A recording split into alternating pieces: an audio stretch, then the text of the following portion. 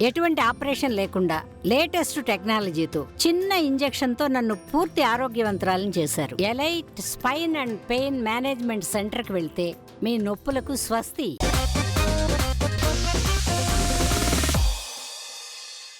OG గురించి crazy news చెప్పిన Thaman, trollers కి స్ట్రాంగ్ కౌంటర్ ఇచ్చిన లోకేష్, రిలీజ్ అవుతున్న ఖడ్గం, రిలీజ్ కి రెడీ అవుతున్న రివైండ్.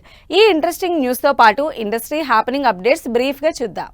ఓజీ గురించి క్రేజీ న్యూస్ చెప్పారు తమన్. పవన్ కళ్యాణ్, సుజిత్ కాంబినేషన్ లో తెరకెక్కుతున్న ఓజీ మూవీ గ్యారంటీగా ఇండస్ట్రీ హిట్ అవుతుందని, అదే రేంజ్ లో సుజిత్ తెరకెక్కిస్తున్నారని పోస్ట్ పెట్టారు తమన్. రజనీకాంత్ సిక్ అయ్యేలా షూట్ చేయించారని వస్తున్న వార్తలపై లోకేష్ కనగరాజ్ ట్రోలర్స్ కి స్ట్రాంగ్ కౌంటర్ ఇచ్చారు.